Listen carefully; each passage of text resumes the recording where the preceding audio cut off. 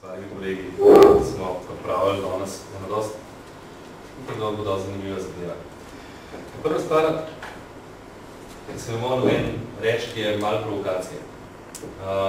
Če pogledamo recimo, samo kako so se te naše branže razvijale skozi zadnjih 100 let, vidimo, da smo pri hrani naredili ogromne premike naprej. Tehnologija nam omogoča praktično prehrani 6 milijard ljudi, kar se je zdelo še 20-30 let nazaj, precej nemogoče.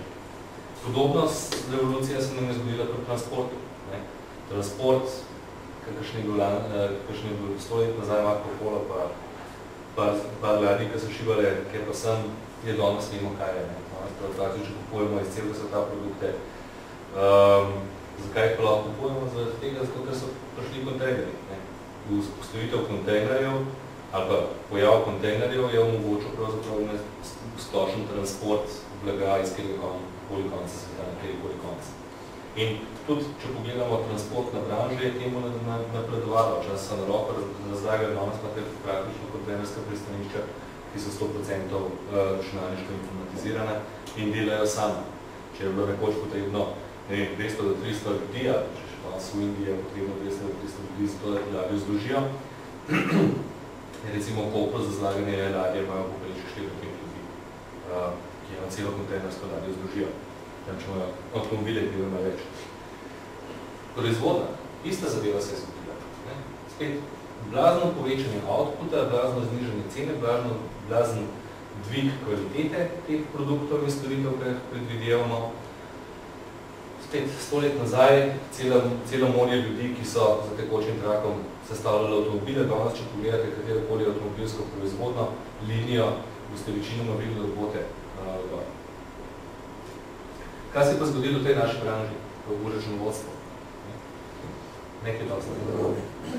Če pogledamo, še vedno delamo konto subjekt, debit, kredit, tarifni številke. Samo stvari, pomagala, ki jih imamo, so malenkost drugačna. Včasih smo imeli tisto mašino za seštevati, pa smo imeli kontirke, se spomnite še kontirke. Taka mašina, ki si kartico noter dal, pa je debit kredit, gor dolkle pa seštevala. In danes imamo software, sprav, kad nam mečken olajšajo delovanje. Ampak še vedno je v to principu konto, debit kredit, subjekt, tarifna številka. Še vedno to našamo. Mečken prejšnjo sešteva, mečken boljše spisa, da to dobimo nazaj, ampak sama tehnika ni še vplivala na to, da bi drastično preskočili v neko novo kvaliteto, da bi dejansko začeli delati računovodstvo nekako drugače. Ampak zdaj smo pa v računovodski branži na dveh prelomih. Oziroma dve stvari sta se poklopile. Prva stvar je recesija in druga stvar so tehnološke zadeve. Kar jaz predvidevam, da se bo v branži zgodil, je, da se bojo zaradi recesije razmere v branži bistveno zaostrile, povečala se bo zahtevnost dela, povečala se bo zahtevnost strank. Stranke bojo hotele imeti vedno. Danes jaz ne predstavljam podjetnika, kar dela brezmesečnih bilanc ali brezmesečnega denarnega toka. Ni zdravo. Situacija ni več taka, da bi imeli kjerkoli rezerve, špeha je mal in se ga reže. In če ne veš, kje si v vsakem trenutku, je zelo verjetno, da naslednji dan ne bo. In zaradi tega se mi zdi, da bomo videli drastično povečanje pritiska na računovodstvo, da hitreje začne delati svoje zadeve, da bolj tekoče obvešča podjetnika, da mu pomaga. Po drugi strani bojo pa podjetniki tudi bistveno manj pripravljeni napake, ki so bile bodisi na njihovi strani ali na računovodski strani ali pa deljene, tolerirati. Eno od takih napotkov, priporočil, ki bi jih imel, je zagotovo zavarovanje odgovornosti. Tisti, ki jo nimate, da krivite razmisliti o tem, zaradi tega, ker prej ste, ko bojo podjetniki prišli na rob, in kolikor mu bo prišla potem nota še ena davkarija ali pa nekaj podobnega, se bo vprašal, poslušajte, jaz sem odgovorno osebo za računovodstvo tam, če je on naredil napako, ne bom plačal. In se bojo, verjetno se bojo začeli pojavljati toliko. Koliko bojo te toliko uspešne, ne vem. V Sloveniji, kak je sodišče loterija, ampak vsekakor tudi ta dodatni izbor. Potem pa je jasno še tehnološka revolucija, ki bo ta že nekaj let in čaka, da se bo nekaj novo zgodilo. Če dovolite, nekaj dopolne tudi s temi telefoni pa temi stvarmi. Če boš pa ti stranko pisno komunikacijo, ne samo telefon in ustno, tudi na drusu lahko kaj rešiš. Seveda. Ker boš programa fakture pripeto na 25-kratno opozorilo, ne? Kaj se je dogaja? Točno reče, gledajte, jaz sem to dogodje nesla, vi ste sebe pokrili, vi imate to rejen, stranka tega ni preskrbila, ne? Ampak to vam bo pomagalo v dokazovati na sodišču, da niste vi krivi. Še vedno bo pa tukaj tožba.